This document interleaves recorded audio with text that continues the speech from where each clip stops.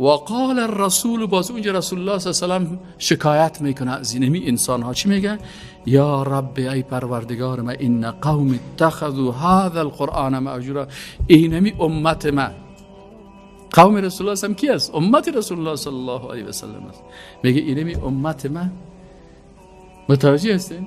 اگر عرب است، اگر عجم است، اگر امریکایی است، اگر فرانسوی است، اگر افغانی است، اگر سیاه‌پوست است، سفیدپوست است، پشتون است، تاجیک است، هزاره است، ازبک است، هر قوم کرد کلشان میگه یا رسول، یا رب اینا چی کردن؟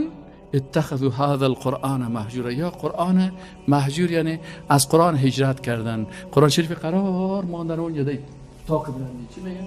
اونجا مانده. شما چی میگن؟ ما قربان سر دروازه میشم. قرآن شریف سابقا در کجا میماندن؟ خواندن خود نیست، نه؟ تلاوت نیست، دست ترجمه نیست. قرآن شریف در کجا میماند؟ در سر دروازه یک جور کرده که برای او دره. باز از او خاطر میگفتن ما قربان سر دروازه میشم. اون سر دروازه کس ما قربان از اون میشم. قربانی تو رو چی کنه که تو قربان از اون میشی؟ بخوان، تدبر بکن، تفکر بکن.